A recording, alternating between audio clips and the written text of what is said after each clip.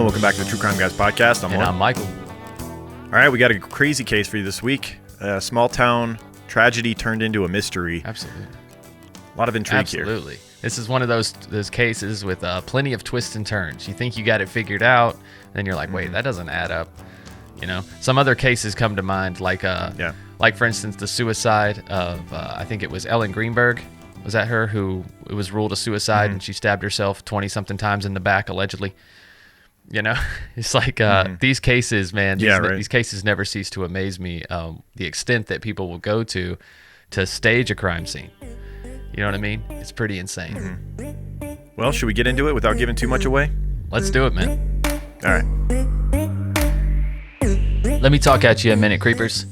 Now, we know, even with all the content we create here at TCG, that your little true crime-loving hearts still yearn for more.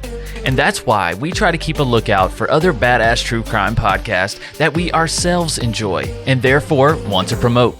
Which brings me to Mode of Mischief, a show about true cybercrime. Mode of Mischief is a podcast that focuses on hackers in the dark web. On this show, you'll hear stories about Israel's cyber warfare division, the teenage hacking group that got into Los Alamos nuclear lab, the man who hacked into NASA, and much, much more. Subscribe to Mode of Mischief wherever you get your podcast or click the link in the show notes. Mode of Mischief. It's a different kind of true crime that we know you're gonna love.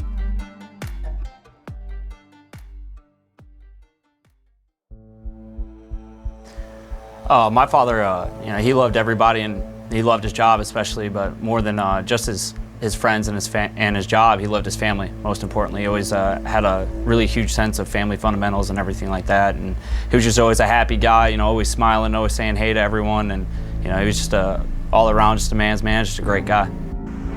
Lieutenant Gliniewicz was a person who truly did care about his community. He was always involved with community events, village events, etc. He truly loved his job. He loved doing things for the explorers, and his explorers was a huge part of his life. He really dedicated hundreds of thousands of hours into bettering the Fox Lake community, the Illinois law enforcement explorers, and the national law enforcement explorers. And events like this will truly alter the opinions of some, but for me, it truly makes myself want to become a police officer more and more and fulfill his important work and continuing doing what he did. I thought it would have been him apprehending the suspect. I didn't think it would have been the other way around. When I heard it, I was devastated. My school was in a lockdown. I immediately burst into tears, and I just couldn't believe what I was being told. It was truly, it was heartbreaking for me, my explorers, the community, everyone. Well, first of all, the fatal gunshot wound, which was between the first and second ribs, was located 2 inches under the bulletproof vest, which means the gun had to be very close and shoved under the vest for that shot to occur. So that was very, very unusual. That means it was close range. Secondly, the officer's uniform was in roll call shape, meaning that the shirt was in proper position, the pants were in proper position, the bulletproof vest was in proper position, which indicated there was no struggle. And that was confirmed when we did the autopsy, where there was no defensive wounds on the arms, the hands, the chest, the legs. So the manner of death, in my eyes, was not clear cut. I needed more evidence. I needed the gunshot residue. I needed the DNA. I needed fingerprints. I needed the psychosocial history. So as far as I was concerned, all 3 categories of manner of death were open. The autopsy findings on the day that we did it, I could show you how it could be a homicide and I could show you how it could be a suicide. However, when we saw that the clothing was intact, we had to think he must have been surprised. We didn't have initially really any idea within the coroner's office as to the manner of death. The crime task force proceeded as a homicide because of the radio dispatch. Obviously, every investigation that law enforcement takes into perspective is you have to look at it as either a homicide, accidental cause of death, or suicide. With that in mind, I know my father. My family knows my father, and his closest friends knew him as well. He was not someone who ever contemplated suicide. He never had suicidal tendencies or anything like that. I mean, that's just a rumor, and that's that. It is a rumor. It was someone that somebody made up because they wanted to interpret the story in their own.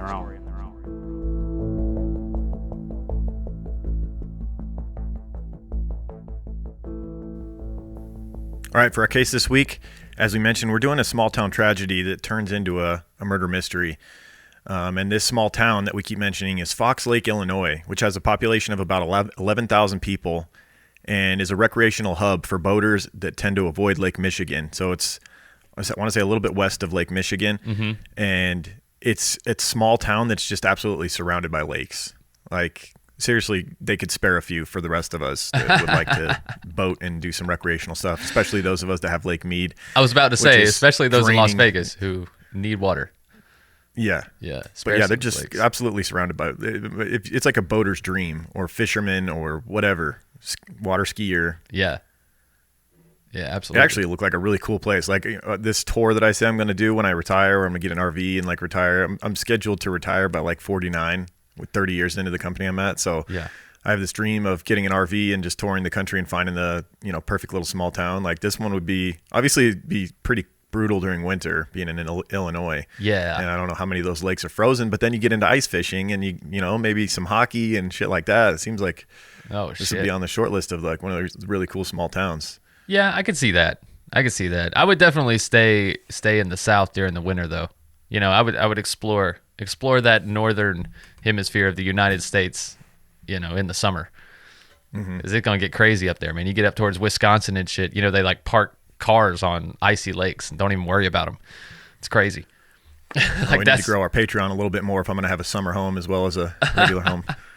No, I mean, I'm just saying you travel, All right, well, let's start this case off with a tragic day in this small town involving one of the town's, big names and a police officer that everyone knew. They called him G.I. Joe. Yeah. G.I. Joe had this tragic day on September 1st, 2015, when he called over the radio of the Fox Lake Police Department. Lieutenant Joe Gliniewicz, who we're referring to as G.I. Joe in this, radioed into dispatch on this day that he had noticed some suspicious activity. It was like an abandoned concrete plant or something like that. It was like this kind of desolate area of town. Yeah. And he's calling in to say that he noticed some suspicious activity, that there were 3 men. And the first call was a little more, it wasn't as dire. He called in, just said he's, basically observing some suspicious activity with 3 individuals. And the dispatcher asked if he wanted backup, and he said no, that was okay. But then he called in a little bit after that and said that he was in pursuit of the individuals that had ran into the woods. He said that he described them as 2 white men and 1 black man. But at the time of his first radio call, we mentioned, he didn't require backup. Now he was. After saying that they'd gone on foot into the woods, he was now saying, yes, go ahead and start the backup. So, yeah. Still doesn't sound very tense, very excited about this, very alarmed. Like in the recordings of his call for backup and everything, it's like it's just a normal day. Now I do realize this guy is a very experienced. I was gonna say, police officer. He's been around, so a little bit more about Joe to maybe set that scene. Yeah, he was known around town as an all-American badass and someone who could handle just about anything, which might explain his calm demeanor over the radio. Right. He had been on the force for almost 30 years and was less than a month away from retirement when he was on his way to work that day. So. That is never a good sign. Quite possible this is just another day, and this is stuff that he has dealt with many times before, and no big deal. He runs a cadet program and all that stuff and trains people for these type of situations. Right. So 3 minutes later, however, Joe would radio dispatch again. This is when he requests for backup in pursuit of the suspects, and this would be the last time that anyone would hear from Joe Gliniewicz alive. So less than 15 minutes after his call for backup, our officers arrived on the scene at the heavily overgrown and swampy area. They discovered the cruiser of Lieutenant Joe Gliniewicz parked by the road, but no sign of Joe. So his cruiser's parked there. What's weird when you see the footage of it is like it's parked, on the side of the road, no lights on, as if it was like, just left there for a long time. Right. Doesn't look like you would almost expect if he took off on foot after these people into the swamp, like the door to be open, the lights to be on. Right. But no, it's just parked there, everything off. Maybe he, maybe he just parked and decided to investigate on foot to be a little more sneaky. But I wonder what like led him to this place in the first place. You know, Yeah, it's good question. Like you say, an abandoned warehouse, cement factory. Maybe part of your patrol, like you check out abandoned areas like this just to make sure all is well. This is somewhere where criminal activity could take place, drug deals or whatever. Right. Yeah, a possibility. So moments after arriving, the backup, the officers onto the scene heard a single gunshot from inside the wooded area nearby where Joe had claimed to have gone on pursuit of these individuals. Mm-hmm. So the officers ran and began to search the marshy and swampy area near where the shot came from. But not long after they began their initial search, they discovered the body of Joe Gliniewicz. Mm-hmm. He was already gone at this point, and he had suffered 2 gunshot wounds, one of which had been stopped by his ballistic vest. So his bulletproof vest had stopped one, and the other had missed the vest and hit him in the torso. God, that seems crazy. Like it must have came in like around his collarbone or something, right? I don't know. I mean, I don't imagine know where the holes in these would be. Maybe somewhere in the rib area. I don't know if they wrap all the way around or if they just protect your chest and your back, and then there's an area in the rib area. Maybe. I don't know. I feel like they wrap all the way around. I imagine perhaps like around near your armpit, there might be a gap where you could definitely get in. armpit, shoulder, but and a lot of times you can tell that kind of like.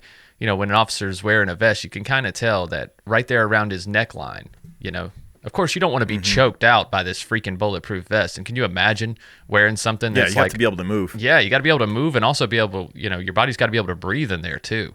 Imagine if that bulletproof vest came all the way up to your neck. That'd be insufferable in the summer. Dude. This is something I'm looking forward to is advancements in bullet stopping technology as far as like, I know for years, there's been discussion about like whatever spider web material that shit is, how like amazing that stuff is, like super lightweight and strong, like some advanced shit that's like to where you can wear t-shirts that'll stop bullets. Like that'd be nice.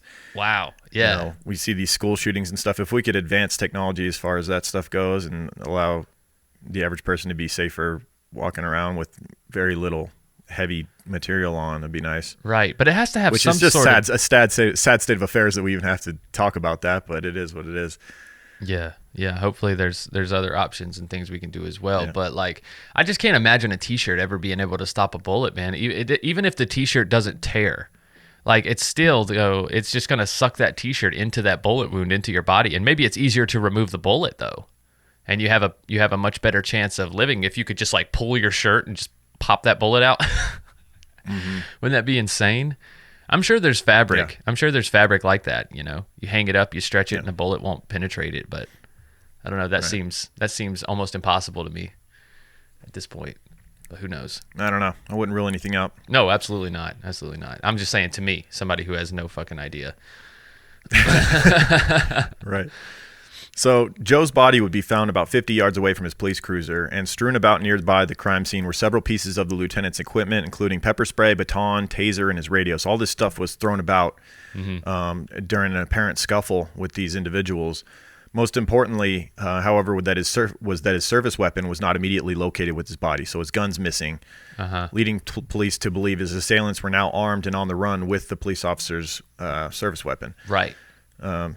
So, man, what a scuffle, though. Like, at some point, he's had his baton and all this stuff out, as well as his gun, which is now missing. So, like, he's tried to use just about every weapon. And his pepper spray was used as well. His pepper spray was thrown away or thrown to the side somehow, and it had been used.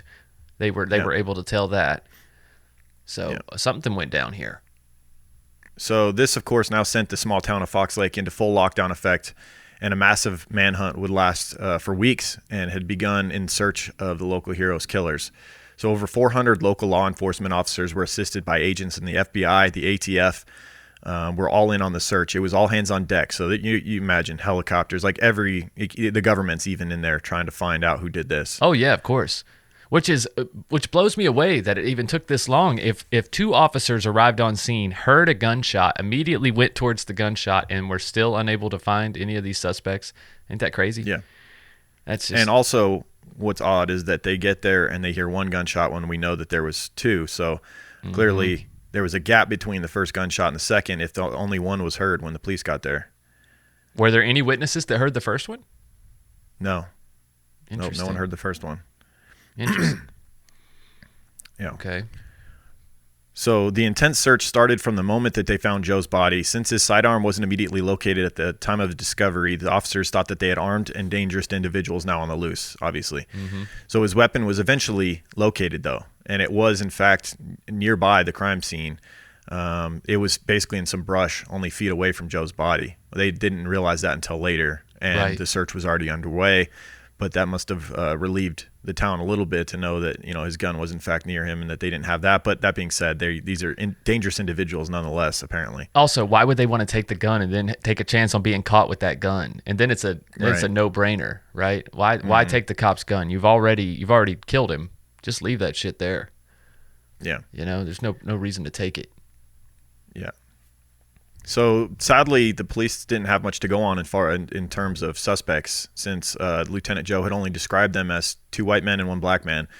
They don't have much to go on with that. There was no vehicle found in the area, so apparently these people were on foot the whole time. Right.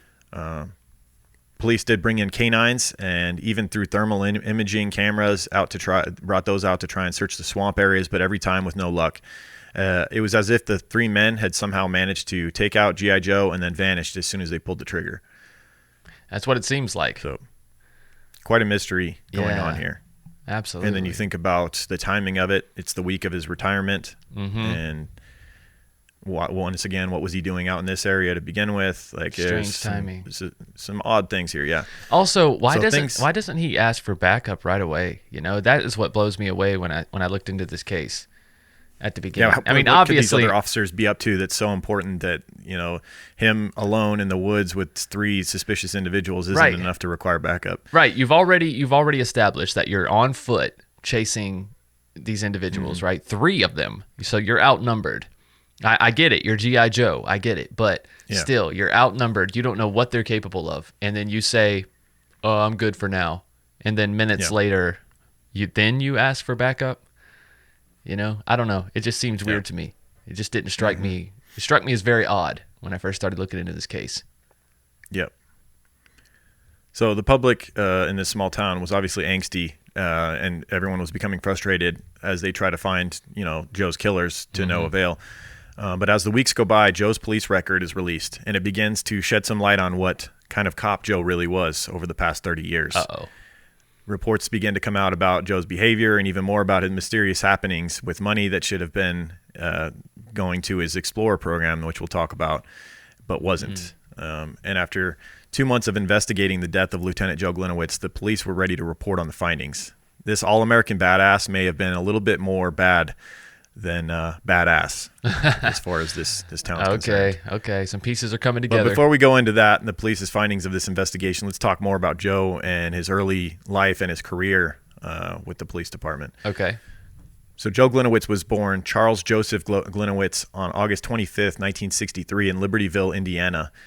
He shares a birthday with Sean Connery, Tim Burton, Blake Lively, and Gene Simmons. Quite a group. Yeah, that's a hell of a crew. One of the best crews I think we've had. Yeah. Man, G.I. Joe is in good company. Yeah. And he was one of 5 children born to Joseph and Debbie Gliniewicz. Probably his the first oldest. Steps. Yeah. Named after the dad, typically. Oh, yeah. Joe Jr. Yep. Oh, Joe Jr. So his first steps in his military career began in high school when he spent 2 years at the Marmion Military Academy, which is a boys-only Catholic high school in Aurora, Illinois. Okay. So right away, getting that discipline, a bit of a head start towards a military career in law enforcement as well. He would then enlist into the United States Army right out of high school in 1981, where he would serve 4 years. And after leaving the Army, Joe was hired by the Fox Lake Police Department in 1985, where he would serve for 30 years up until the time of his suspicious death.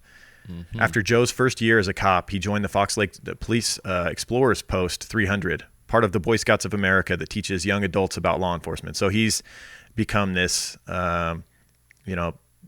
big influence on the youth of Fox Lake and teaching them, the kids that have a tendency to want to go into law enforcement later. He's teaching them a lot and giving them a head start as far as towards a police career, which is really smart. I think if they started training police officers this early more often, I think they would be a lot more prepared.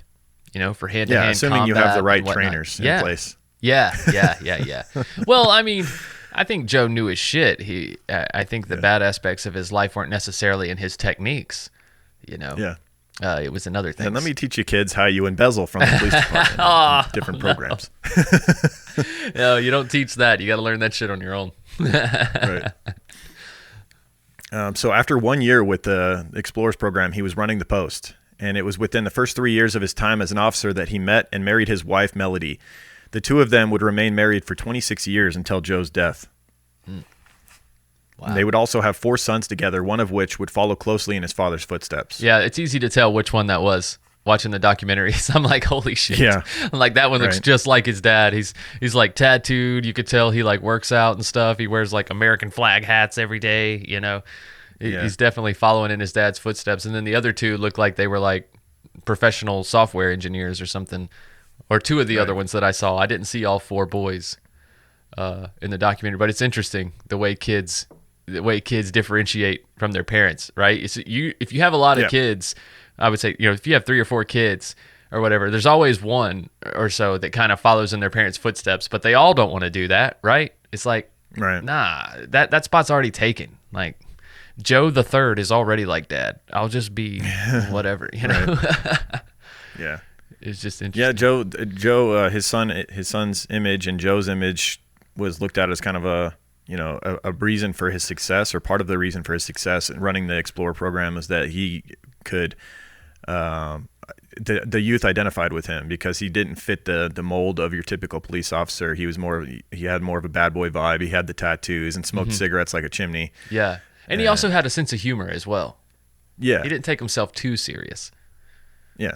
So young kids kind of gravitated towards him. Yeah, absolutely.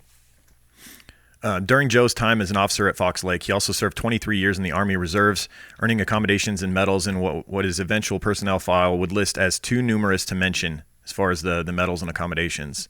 And he had like a really long list of positive reports as a police officer as well. A ton of people writing in saying how much Joe helped them with this situation or that situation. Yeah. That being said, there was quite a file on the other end as well. Yeah. You have that with these long careers typically.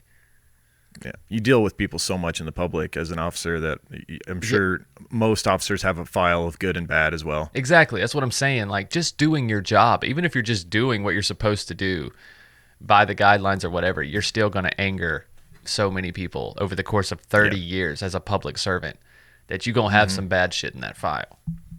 Yeah. So Joe gained a lot of attention for his efforts with the Explorers post, even going as far as teaching SWAT and sniper training to the members of his post. And this is where the G.I. Joe nickname really started coming into steady use. He always carried himself like a soldier and physically resembled the action figure. Crew cut, pants tucked into his boots, shirt tucked in, always in Army or tactical clothing, even while off duty, and of course was tatted up as well. Right. I don't know if he did this, but when I picture him, I picture like a cigarette pack rolled up in his sleeve. Oh, definitely. Right. And he's probably got like an extra clip for his Glock in the other one. Right, for sure.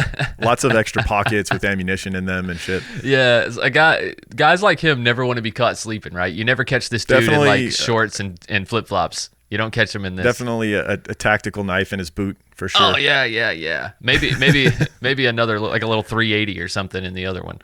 Yeah, exactly. This guy's packing always. Yeah. Joe was always in good shape and stood at 5'11" and 160 pounds. He did, however, chain smoke, and the majority of his adult life was diagnosed with early pulmonary emphysema by the time of his death. He became a decorated officer and held several training positions, including K-9, field training, and even SWAT. So very knowledgeable in almost all aspects of police work, it seems. Right. And quite knowledgeable about the military, too, with extensive time in there. Mm-hmm. So he would rise through the ranks at the Fox Lake Police Department and was promoted to the rank of sergeant in 2000, eventually ending his career as a lieutenant. He gained an immense amount of love and support from the community for his work with the Explorers Post. That was where he made his mark the most. Obviously, it was training the youth and preparing them for an eventual career in law enforcement. Well, and that you have to imagine that is his greatest connection to the community as a whole as well, right? I know he did a lot for the police department. He did a lot for the different areas of the police department. But when you have that community involvement, especially when you're teaching something so practical, right? So usable and whatnot. Like you're gonna make a lot of connections with not only the kids that you teach, but their parents, their aunts, their uncles, their grandparents, and it kind of starts to establish this reputation within the community. Yeah. I mean, he's probably training children or grandchildren of people above him at the police department as well. And so, it's definitely a way to make your mark. Yeah, absolutely. He worked with lots of youth over the years, and many of which went on to work alongside him at the Fox Lake PD. In a small Midwest town, a club like that can be very popular, and a man like Joe can stand out to a lot of people. He literally became the town's G.I. Joe. It was during his time as head of the Explorers Post that Joe's all-American character began to slip, however. As mentioned earlier, after Joe's death, his police record was released, and those slips of character started becoming public knowledge. It was once the public started to get the kind of things that Joe had been up to, they got wind of this, right? That his image changed a bit. So we'll go into that. The personal file of Joe Gliniewicz was 264 pages long. The first half of his record was shining. It was when he was first making a name for himself in the town and trying to build up his image. But things slowly started to snowball in his personal life with complaints and write-ups he was starting to get. First for small things, missing meetings, being late, things like that. Once for not writing enough traffic tickets for the month, which you always hear from police, like, oh, we don't have a quota, as far as like handing out tickets. Yeah. Come on now. Now, we know better. But also, I see Joe as like somebody who thinks he's too important for traffic stops. I don't think he's doing this as like a service to humanity and like giving people a break. I think Joe's like, I'm not wasting my time pulling somebody over. I should be making like drug busts and, catching criminals and being in high speed chases. And like, he's like, that shit's beneath me. You know what I'm saying? Right. I could see that. He's G.I. Joe. Also, I think he cared more about the public's image of him than he did the police department's image of him. So, like, handing out a bunch of tickets is just gonna like soften that love that the community had for him. So, I'm like you said, I imagine him pulling people over and giving them a break over and over again because he wants that perfect public image. Yeah, maybe that too. Yeah. Eventually, though, his record started showing much more different side of him than the public had been privy to. Joe began receiving complaints of inappropriate behavior, sexual harassment, drunkenness, and even threats to their other officers. Once even joking about shooting a dispatcher in the chest and then dumping the body in the lake. Whoa. That incident even got him demoted at the time, back down to sergeant. But then he went on to regain his lieutenant rank a few years later. Some things included that he stole a tattoo certificate that was donated to the PD and then used it while on duty to get a free tattoo. Hey, tattoos are expensive, bro. Tattoos are expensive. Right. I don't know. And if it was donated to the PD, he works for them. He's probably one of the few that's actually going to use it. Right. I didn't have too much of an issue with that. I mean, he obviously should have gotten permission to take it and use it, but he probably would have gotten permission if he asked anyway. Especially nowadays. I mean, everybody's got tattoos nowadays. Somebody could use it. I'd like to get more tattoos, but that shit's expensive. Right? You just need a certificate. Yeah, it's just a certificate. I just need to find some kitchen tattooer, man. There's got to be a listener who does tattoos in the North Carolina area. Gotta hook you up. Yeah, hook me up, peeps. Give me a discount. Right. So Joe had been letting the Explorers program basically act as his own cops. Multiple occasions of people being arrested and telling the officer that they knew Joey, so they could basically get away with whatever they wanted in their eyes because they knew G.I. Joe. Yeah. There was also a report in his file about him being found passed out drunk behind the wheel of his truck and the foot still on the gas. Oh shit. Obviously, it was in park. This is a time when gas was cheaper, clearly. Right? He was trying to cool down his car, man. It was hot in there, He had the AC It'd be rolling. an expensive endeavor these days. Right. His car's just redlining while in park at the bar. Right. Joe had multiple complaints of sexual harassment and sexual assault, including grabbing females' breasts, making passes and comments about female officers, and even having sexual relations with his subordinates. Some of which included him pressuring them into sexual actions with him over their jobs. So he's a Harvey Weinstein type fellow as well here. Yikes. Yeah, this never looks good. And all this shit was in his public file?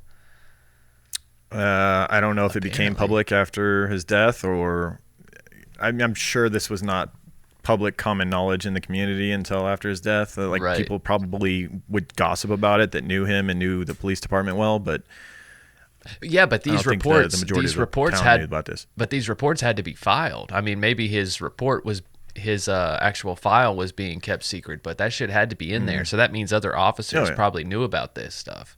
Yeah. So In 2003, there was a federal lawsuit against both the village and the PD stating that Joe had pressured a female officer under his command to give him oral sex 5 times in 2000 alone. that is not a good look. That is not No. a good look, my friend. That's criminal. Yeah. He should be in jail for that right yeah, there. that alone. Yeah. Pretty fucked up. She also worked under Joe at the Explorer's Post and resigned from there before she reported the conduct. Yeah, I mean, that makes sense, though. Some people might be like, well, why'd you wait so long? Well, because her superior officer was the one doing this shit. Mm-hmm. You know what I mean? Like, she didn't want to. Yep. She didn't want to ruin her whole career over this. And somebody like Joe, who knows what he would do to keep that shit a secret when he's still alive? Who knows? Yep. Right? It's Yep. like I'd be a little bit hesitant to come out as well until after I'm far away from him. Yeah, well, we heard about the things he considered doing to the person who exposes his, his Yeah, money laundering and use of the money that goes into the Explorer program. He discussed offing her a little bit, and we'll get to that in a minute. Yeah.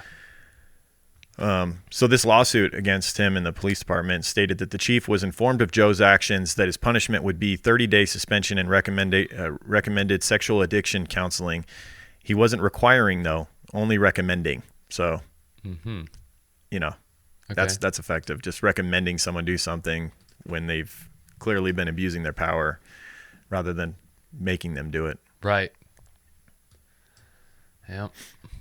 The lawsuit would be dismissed in court in 2005 after her and her attorney missed deadlines to file certain responses, and in 2006 she lost her appeal as well as the lawsuit was dropped. So Joe gets away with this one.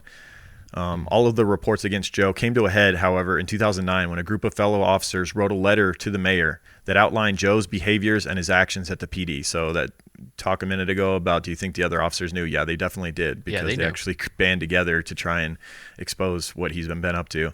The officers stated that they had reported his actions to the chief of police in Fox Lake, but due to his lack of action or discipline dealt to Joe, they felt that they needed to go over his head.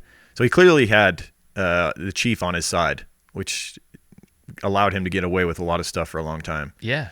Yeah, absolutely. Well, I mean, he was a good officer, though. You know, he wanted somebody like that, somebody who could handle shit on their own. Mm-hmm. And teacher's pet tends to get away with a lot more shit. Yeah. These officers said they could tell that Joe was up to no good, and his actions were starting to show that he was becoming more and more corrupt. Some even felt that Joe possibly had some dirt on the chief or the mayor that allowed him to stay at his job, though it was never proven. Yep. Very possible as well. Maybe Joe was at a couple of parties where some shit went down and chief did some things. Who knows? Oh yeah, you never know, man. We've talked about it before, man. There's a fraternity aspect into most police departments. You know, not all of them, and I'm not saying all of them are run by that, but there's usually a small boys club amongst most of these officers. And if you get in with the chief, you get in with your boss, a lot of shit can just go away, can disappear pretty easily. Yep. So his behavior continued for years throughout his career and pretty much up until his death. All of this was kept hidden away from the public, however, until the time of his passing. And during the initial manhunts for the killers, the police pushed the image of G.I. Joe, the good guy, the town rallied behind. So there was parades. The public was in full support and was more focused on finding who did this to this, local hero, until the investigation went down and basically finally exposed what he really was. Yep. Things started to crumble around Joe. Let's go back, though, and to what led up to his death. Things started to crumble around Joe in the spring of 2014. In March that year, a new village administrator was hired by Fox Lake, and this woman unknowingly would make herself an enemy of Lieutenant Joe just a little over a year into her role. Anne Marin was just doing her job when she began to try and figure out where some of the money in her village's budget was going. Anne started digging into the Explorer's Post and began noticing that there seemed to be no oversight as to where any of the funds that were allocated by the village and the PD other than by Joe himself. So he had full control over the Explorer program's funding from the town. and was basically just using it for his own Doing whatever he fun. wants. I mean, he's not being held Yeah. accountable. So, I mean, he's G.I. Joe. Everybody trusts him, right? At this point, Joe had been using the Explorer's funds as his own personal bank account for over 7 years, paying his mortgage, family vacations, spa trips, health clubs, gift cards, and even an account for an adult website. Jesus. Like, doesn't he know all that shit could be traced? Like, what the fuck is... Right. Oh, my Yeah, I'm God. sure the town would be excited to learn that he was funding his Brazzers account with their tax dollars. Yeah, right. All money he's making training their children. Right. His family had become more aware of his actions and had been enjoying the benefits of the thefts over the years as well. So it appears as though his wife was aware, and even at least one of his sons, right? Yeah, yeah. I think it's Yeah. oldest son. Donald. His son Donald, or DJ, who joined the army after his father, who also had been a part of Joe's financial crimes, even accepted thousands of dollars from his father from the Explorer's Fund to fix his truck, which he apparently used on a trip instead. So this woman, Anne Marin, began to shake things up so much in Fox Lake that the chief of police, who had been over Joe for many years of his career, Michael Bahan, resigned. So there goes Joe's backer, the guy above him that kind of kept him clean for all this time. Yeah, He's now gone. He had the old Michael Bond. He was in his pocket, man. He had him. I don't know, paid off, or like you say, maybe. Yeah, he you had have to something wonder on if him maybe as some of well. the Explorer money was getting kicked up to him to keep him quiet. Could be. Could be. Yeah. Maybe he should have done the same thing with Ann here. He didn't get to her soon enough. So Joe started to feel the walls closing in on him and began to really panic about what Anne Marin might find in her digging into his Explorer's post. And as investigations would show, Lieutenant Joe was feeling pressure to figure out how to solve his money problems with the Explorers Club. He was also looking for ways to solve the administrator problem. So this Anne Marin, maybe rather than trying to figure out how to come up with the money that you'd been stealing, you just get rid of the middleman or the issue that's bringing this to light. But I mean, even if you get rid of her job, her position is still there. Like, somebody has to fill that position. It's like, when do you stop? Yeah, but I doing imagine this? there was a person there before that was just not doing it as well. Maybe he's hoping that if he gets rid of her, someone new will come in that just doesn't dig into the Explorer program as much, or maybe he can befriend this new person or whatever. Yeah, or maybe he can threaten the new person and be like, "Hey, Yeah, you know why? that too. You know why this position came open again so quickly? Yeah, let's not let that happen again. Just do your Right. job, okay? but not don't too do well. it But not too well. At the same time, yeah. Don't do it too well. So Anne Marin continued to pursue answers to where the funds for the Explorers Post were actually going, demanding receipts, bank statements, credit reports, or anything that could help her figure out where the town's money was disappearing to. And by the morning of September 1st, 2015, Anne had requested a full inventory report from Lieutenant Joe and from his Explorers Post. But it was on that morning that Joe was headed to work that day, and his final radio calls came through. This was the day that he ended up getting allegedly killed, or apparently killed. So let's discuss the department's investigation that followed Lieutenant Joe's death. The police had already immediately issued a citywide manhunt that would go on the forefront of the whole town's mind. News programs picked up the story, and it became a sensation as soon as the world heard that a local hero cop had been slain in the line of duty. We talked earlier about when the officers arrived on the scene and they heard that fatal shot that killed Lieutenant Joe, and when they discovered the body, how they weren't able to locate his sidearm, but then they did ultimately find the gun nearby. Right. Which initially you're thinking if his gun is gone, there's this suicide's ruled out, right? Like, how could he have shot himself fatally and then the gun be completely gone? And there's two shots too. It's like, if you were going to kill yourself, why shoot yourself twice? But despite there being any and every lead into the suspects that Joe Lieutenant was reportedly chasing, the crime scene investigation team and the village coroner's office still had the task of determining exactly how Joe was killed. The crime scene around the abandoned cement factory seemed to give investigators little evidence to collaborate with the story that Lieutenant Joe had given over the radio. He had been shot 2 times, it seemed. One had hit his body armor and his cell phone, deflecting it from penetrating into his torso. But the other shot was fired from the... Yeah, exactly right. That's real Hit his cell convenient. phone. I'm surprised he didn't hit his badge. That old shtick. Right. Well, there's not information on his badge that he wouldn't want people to see. You see what I'm saying? That's why I say the cell phone is convenient.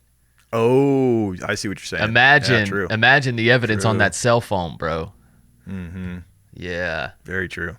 that's tricky. But I mean, it's not like you can't get cell phone records from the actual provider, and True. that's where they get a lot of the text messages back and forth between him and his wife and him and his son. Yeah, but you may about the not be money able that was to being get taken from the Explorer program. But you may not be able to get pictures, videos, GPS data, all that kind of shit. Yeah.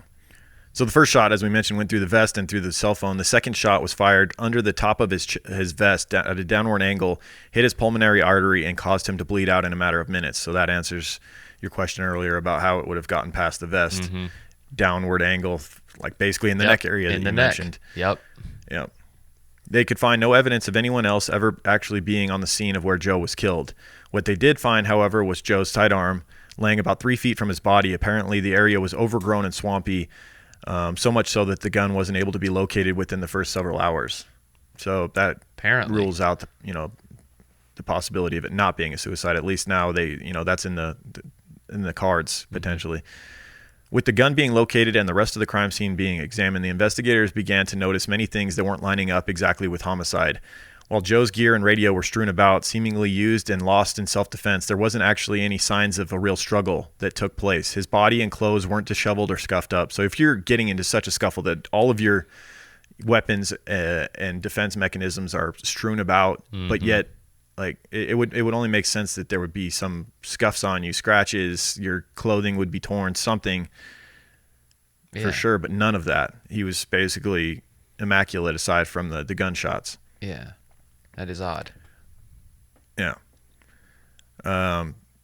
So police began deducing from the crime scene that Lieutenant Joe Gliniewicz may have in fact been murdered by a trio of random assailants, but that he may have staged and instead he may have staged and set up an elaborate suicide, all to try and avoid facing the consequences of criminal actions, his criminal actions that had come to light or were about to come to light right before his retirement. This might have put a dampening in his retirement if all this stuff comes out. This is bad timing for him. He's at his 30 years. He's ready to retire, and then this new treasurer, if you will, comes in and starts examining where the money's going. Yeah. And it's like, fuck, I was about to retire. Right. Instead of retirement, you go into prison.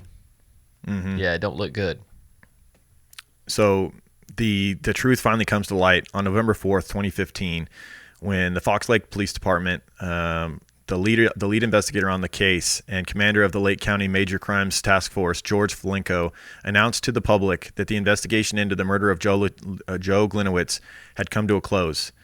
The Major Crimes Task Force had come to the undeniable conclusion that Lieutenant Joe had taken his own life and had done his best to stage the crime scene to appear as though he had been murdered. So a shock to the community. You have to imagine all this time they've been looking for this person, spending untold amounts of money and police work that could have been spent better elsewhere to find these killers that were not real.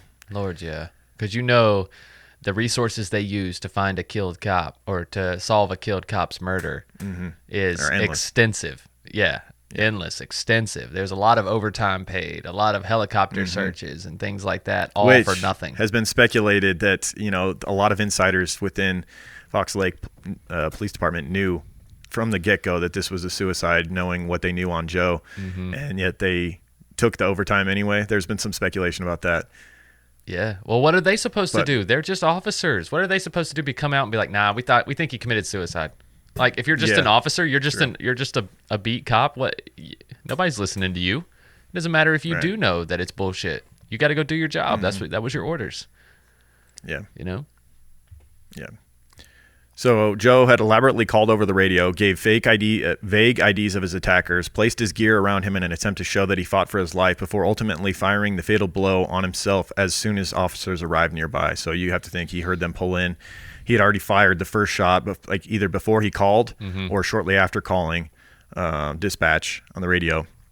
And then as he hears the backup arrive, he knows his time's up. It's time to kind of put a cap on it. And that's what blows me away. The fact that this backup arrived, right? They heard the gunshot because he heard them. So that means they were very close. They hear the gunshot that these 3 alleged assailants did. And then by the time they get around the building or through the alley or whatever the hell it is to Joe, they're just gone. They're just completely gone. Yep. So much so that a full-fledged search involving helicopters, the ATF, the FBI, everybody. No one could ever find a whiff of them. Yeah, that's my first doubting clue right there. Right. Quote, this is one of a kind case, type of case. With the staging of a crime scene, usually you have someone who tried to make a homicide look like a suicide. This was just the opposite, said George Folinko. The team was not only prepared to announce their conclusion in what had happened to Lieutenant Joe, they were also prepared to reveal the findings of the rest of the investigation into everything surrounding Joe's death. They discovered throughout the course of their investigation that Joe had embezzled around $50,000 of funds from the Explorers funds over the years he had been in charge of it. You would think it'd be more than that. It's really not that much money. No, I mean, I guess not. It's a lot to embezzle. I mean, yeah, I mean, it's enough definitely for them to follow up with criminal charges. But I'm just saying, like, for someone who'd been in the military as long as he had, and someone who'd been in law enforcement as long as, and had a high rank, you would think he would have that much at least in savings or something, and been able to. But then again, why would you if you were stealing from? You wouldn't need to steal from the Explorer program. If he must have, basically what I'm saying, he must have been fucking terrible with money, because like. I'm guessing he had a pension from the military at this point, and also was 30 years into being lieutenant in a police department. He must have been making damn good money. Like, how bad are you with money that you then need to also embezzle from the Explorer program, $50K? Well, I don't know. I mean, you have to. I don't know. I think there's a certain lifestyle that they want to put off. You know what I'm saying? Mm-hmm. There's a certain success rate that you wanna look like. I think when you're, I would have thought that he could have made this right, especially having the chief of police on his side for a time. Mm-hmm. He could have seen the writing on the wall, and maybe you would have to think he had like a 401k or something. He could have pulled money out of and paid back the money that he stole from the Explorer program, and kind of like washed it under the rug and gone into his retirement. Well, he did have 4 kids, man. You know, I mean, that's an expense, and 4 boys at that. I mean, I would hate to see his grocery bill alone. Like, so I mean, the dude had to spend some money. And like I said, he didn't look like he borrowed really any expenses. It looked like they had, nice stuff, nice place. I think that's all it came down to. And I'm sure he lived for the moment, and blew every penny that he made, it seems like. And I'm sure he had an extensive firearms collection, and that can get very expensive. I mean, just ammo alone nowadays is expensive enough. Like, and imagine this man probably had a closet full of assault rifles and all types of different weapons and whatnot. So I'm sure he had expensive hobbies, put it that way. Yeah. So the police were able to recover over 6,500 deleted text messages from Joe's phone that had not only detailed many of his different withdrawals from the Explorers Fund and their purposes, but also revealed to them that his wife Melody and his son DJ may have very well been involved in his crimes as well. Joe had texted his son numerous times talking about Anne Marin, the woman who was investigating him for his use of the funds going into the Explorer program, discussing how they hoped that she would have a few drinks one night and he could get her for a DUI, or even about planting drugs on her to get her arrested as well. Wow. He's desperate. So, yeah, we joke all the time about this, but like, it really does happen. Apparently, if a police officer in a small town that, is connected, wants to get you, they can find ways to do it. That's terrifying. That is like that's like one of my worst fears, man, because who are they going to believe? Right? Mm-hmm. Especially when you got 30 years on the force. If he would have planted something, she would have went down for sure. Well, even worse than that, forget the planting of drugs. He also discussed in these text messages having her taken out altogether with the head of a local biker gang. Quote, several weeks into the investigation, once all the phone records, advanced ballistics testing, and financials came together, oh my God, Folinko said, you would think after 11 years with the task force, nothing would surprise me. That was one of those benchmark moments in your life when you never forget where you were, like when President Kennedy was assassinated. That's how much of a shock this was, these findings about, what Joe had really been up to, and the fact that, he definitely killed himself to, hide his past. But right. Yeah. He could just the fact that he considered using a biker gang to kill this woman to disguise his misdeeds with this money. Well, I mean, he's already considering suicide probably, and he's like, if this doesn't work, I'm going to kill myself anyways. So I might as well do whatever I could do. And I don't know what fell through with the biker gang. Maybe they didn't trust him, or maybe they wanted nothing to do with it, which was smart. I mean, killing someone in the police force for someone in the police force, that can't be good. Something's not right here. Yeah. So Joe had He had spent his entire adult life trying to build up an image for everyone else in the public to see. So once the pieces of his perfect life started to fall apart, he decided to stage an elaborate scene where he could get out as the hero rather than have his dirty deeds exposed and He tried. potentially go to jail or prison for what he had done. Yep. Let's talk a little bit about the fallout now that we know what actually happened on that fateful day. For years following the suicide of Lieutenant Joe Gliniewicz, the town of Fox Lake was left reeling from the effects. Many and most of the citizens were completely shocked when the information began coming out about Joe. They must feel silly too, because they were out there in full support of him, going to parades and compelling the police to do a better job of finding his killers. And then all of a sudden it comes out that he staged this whole thing, and they must have felt betrayed, Oh yeah.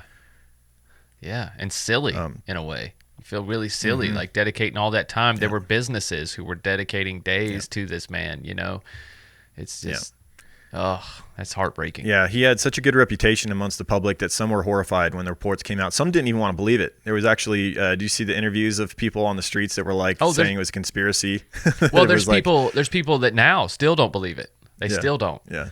And like I say, 30 years on the force, he did some good too. Like you can't just mark that out. There were plenty of lives, I'm sure, that he saved. There's plenty of people who he saved from domestic disputes and this and that and robberies. But, and those are the people who are like, well, he was always good to me, It's like, I get it, but he still did some really terrible things. Most of the time people are judged for their worst moment more so than their That's so true, man. their many good moments. That's so true. It's like you can do everything right, but if you fuck up one time, everybody's going to remember that shit. Yeah. Everybody's going to remember. That being said, he fucked up a whole lot more than one time. No, for sure. He repeatedly did things like this, where forcing himself onto women when he's in a position of power, stealing money from a cadet program, like all this stuff. Yeah. But I know what you're getting at, but this is maybe not the best example of that. No. The Explorer's Post 300 was eventually shut down following the scandal of Lieutenant Joe. It was cited as failing to comply with the standards and rules of the Boy Scouts of America. No shit. Joe's crimes also put a stain on the entire Fox Lakes PD in the public's eye. And following the manhunt that was started in pursuit of his attackers, the town was also left to deal with several lawsuits from citizens who were targeted as suspects. The police actually paid out some money to some of the people that they had targeted as potentially being Joe's killer, and who knows how much they were pressing on these people. A lot of pressure to find his killers. So I imagine they were, when they found somebody they thought was a suspect, they were probably grilling the shit out of these guys. Oh yeah, there were some lives interrupted over this investigation for sure. Yeah, they owed multiple men were brought in as suspects in the killing of Lieutenant Joe. Right. And some of them sued the city for their actions of the police during their time. The men, when they thought they had been responsible, the city even settled with one man early on for $65,000 just to avoid going to trial and becoming a whole thing. And he costed them so much money. He costed them so much money during his career the $50K and dude. after. The amount of money he caused them after his fake death. Right, his fake murder, so much went far beyond $50K. Just the search probably. alone. Yeah, maybe into seven figures. Oh God! When you consider all the OT, yeah, it got insane, man. Yeah. And not only did the town have to deal with Joe himself, but they also needed to deal with his wife Melody. Melody was a part of helping her husband move and deposit money from the Explorers funds into their accounts. They knew from the phone records and texts that Joe had deleted that he had discussed these things with Melody and that she was in the loop on large transactions going in and out of the accounts. In 2016, Melody was eventually charged with embezzling an amount between $10,000 and $100,000 and 6 more charges, including money laundering and misuse of charitable funds. And now there is a more recent update. So this is ongoing. She actually has finally been sentenced this year, just 2 months ago in April, to 18 to 24 months of probation after finally pleading guilty to the felony charge of deceptive practices in February. The plea deal was made 6 years after 6 years of legal wrangling when arguing. But when the plea deal, with this plea deal, she was also eligible for a judge to grant the felony conviction to be removed from her record due to her being a first-time offender. So she gets a bit of a slap on the wrist for all this. Yeah, I'd say so. So, especially since you were a knowing participant this whole time. It's like if your husband wasn't a war hero, he wasn't a cop, I don't think this goes this well. Investigators also pursued leads into Joe's son DJ after his father's suicide and the indictment of his mother, but there wasn't enough evidence in the messages to directly prove that DJ knew exactly where the money his father had given him had come from, so they kept it just vague enough. Yeah, he had a good lawyer, it sounds like. Right. Yeah, DJ lawyered up. Yeah. He also had never directly made any threats against Anne Marin when his father had been talking about doing what he wished would happen to her. So they weren't able to get any conspiracy charges on him either. They also were not directly planning anything to do to her. Joe was mostly just talking about what could or what he wished would happen. So understandable, I guess. And I don't think DJ or Melody are going to be in this type of environment anymore. Well, I don't know about DJ. Maybe he grows older and follows in his dad's footsteps, but I doubt he makes the same mistakes. I doubt he has as much opportunity to do so either. You know, the whole town knows his father unless he moves somewhere else. Well, I was about to say it's that's easy. You just pick up and move. You know what I'm saying? Like that's not that bad. I was going to say his reputation in this town has got to be pretty stained. You know, people know that not only did his father do that stuff, but he's like basically a miniature version of his father and was also involved in this stuff. He looks just like him. Yeah. I mean, just being a Gliniewicz in this town is going to be difficult. Mm-hmm. You know? Yeah. But yeah, that does it for this case. Hope you guys enjoyed this murder mystery, which turned out to be a suicide with a lot of corruption as well. Yeah. Gosh. Small town police work can get dirty sometimes. You think? The boys club you talked about, that seems to be much more prevalent in small towns. They can get away with a lot more. It is because they're out of the seeing eye, right? They don't have as much federal federal oversight. Yeah, they're not peeking their nose into it as much as like Chicago PD. You know what I'm saying? Like Chicago PD, they're probably under the microscope all the time. Not to mention the size of that police force itself. I think they kind of hold each other accountable a little bit more.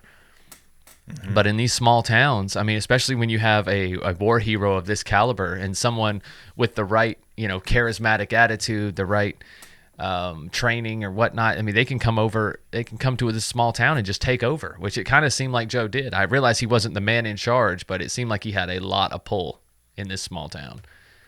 And that's toxic, man. That's toxic. But you know what? You don't want to be toxic? Your armpits.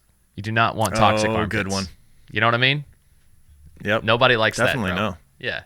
You want an all-natural armpit. That's what I always say. That's what I always say. And the best way to do that is with Oh My Gaia, which is an innovative, all-natural deodorant, fragrance, and beard oil company specializing in paraben and aluminum-free products. Their innovative line of deodorants inhibit the growth of odor-causing bacteria while maintaining effectiveness. And at Oh My Gaia, they use only all-natural, paraben, and aluminum-free organic ingredients.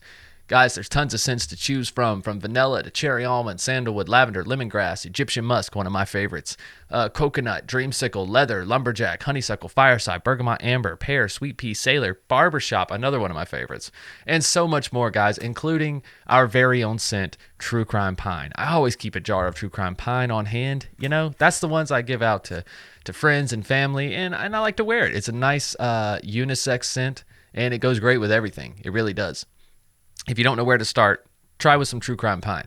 But because you're True Crime Guys listeners, you can use the word CREEPER for 15% off your order. That's CREEPER for 15% off at shop_ohmygaia on Instagram or ohmygaia.com. That's OHMYGAIA.com. Again, use word CREEPER for 15% off, guys. You won't regret it. All right, that's one of our primary sponsors. The other is another all-natural company, a small company that you can help support and support our show as well by doing so, and that is Tonic CBD. Yes. Not all CBD products are created equal. Whatever you're getting at the gas station or the grocery store may not be up to the standards that your body requires, and that's where Tonic comes in. From how the hemp is grown and processed to how it's formulated and delivered into your body, every step of the process that goes into making the product affects your ultimate experience with it. Tonic has original formulas using CBD, adaptogens, herbs, and superfoods, and has been doing so since back in 2017 to deliver the most effective, intentional, and sustainable products possible. Tonic cultivates their own hemp on their certified organic family farm in upstate New York. That hemp travels only 30 minutes to their state-of-the-art manufacturing and distribution facility where it's turned into a finished product and sent to you, ensuring only the highest quality vibes at every step of the process. Their farm-to-bottle CBD plus botanical blends are uniquely formulated to provide targeted support where you need it most. Each and every high-quality ingredient is thoughtfully selected for its ability to support and enhance the benefits of CBD, resulting in a more effective, well-rounded, and consistent wellness solution for your mind and body. And much like Oh My God, they have a bunch of different blends. And if these, depending on your needs, you can find which one fits you. But Chill Tonic for me has been a savior for anxiety. It also has ashwagandha, lemon balm, and passion flower to deliver a super calming effect. They also have blends with black seed oil in it, which is an antioxidant powerhouse, and it's great for your immune system. So yeah, check out Tonic. With values rooted in quality, integrity, and sustainability, Tonic is committed to creating a plant-based wellness solution that are good for the people and good for the planet. So visit tonicvibes.com to learn more and use code word CREEPER to save 20%. That's tonicvibes.com, code word CREEPER for 20% off your order. Right on. And guys, that is grown and packaged right here in the U.S. in New York. Yep. So yep. Pretty amazing stuff. That the farm is only 30 minutes from the factory. Like, you can't beat that stuff, man. You can't beat it. No. All right. I'm going to take a minute to give some props to those who have taken the time to rate and review the show. Yes. I want to say thank you to Joe's Duramax in the U.S. Says, TCG are great. These guys make you feel like you're sitting on a patio at your local bar with your buddies having a cold beer. The conversation goes off the rails at times, but that's what these guys do. Yeah. I like how they don't have cheesy sound effects or clips in each case. Keep up the good work, gentlemen. Thank you, Joe's Duramax in the U.S. I know. Thanks, and Joe. we got Wispy White in Canada. Hey, Canada. Hey. Says fabulous. 5 stars. Thank you. Hey, short and sweet. That's all you need to do. We'll take it. And then we got D. Kelly 822 in the U.S. says the word naranja is Spanish for orange and is pronounced ranja. Can't find you on Facebook, though. Diane Kelly, Mesa, Arizona. So thank you, Diane. I don't know what that was even about. It must have been reference to some episode that I forgot about. Yeah, I don't know. We mispronounce stuff often, so we have no idea. Yeah. It is what it is. Cool. Let's talk about our Patreon page. Yes. Why don't you?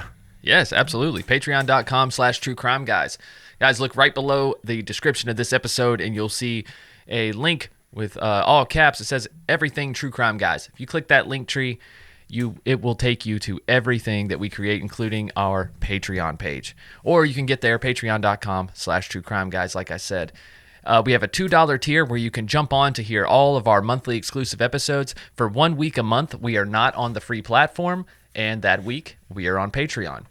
But also, we're creating other shows, side shows, and different things every single week, which is on Patreon every single week on the $5 tier.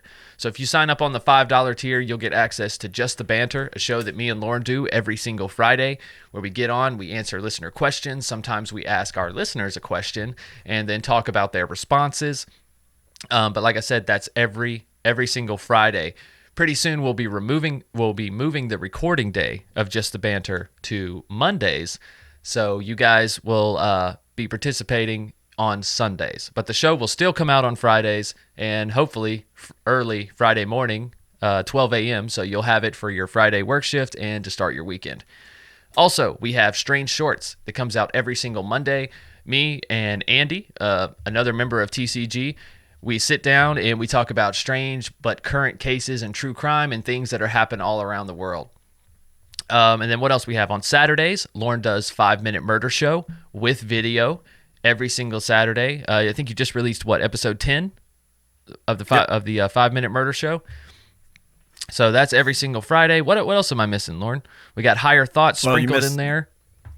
Yeah, Just the Banter is also available in video, as is this episode on YouTube. That's right. Yeah, so check out our YouTube page, subscribe to our YouTube channel, and you can watch this episode with pictures and different little add-ins to make the story even that much more interesting. Absolutely. And like I said, at the True Crime Guys link tree, you will also see a link to our YouTube page there. You want to make sure that you subscribe to the official True Crime Guys YouTube page. There are some copycats out there, but they are no longer uploading, so you won't be current on these new video episodes. So look for the TV logo, look for the official page of True Crime Guys. All right. That about does it. That's it. Guys, we also have patches. Hold on real quick. We also have these patches still for sale. Just let's go do cult shit patches. I'm showing them on my screen right now for $15, guys. TrueCrimeGuys.com. Click patch of the month, and one of these bad boys can be shipped to your door for $15 flat.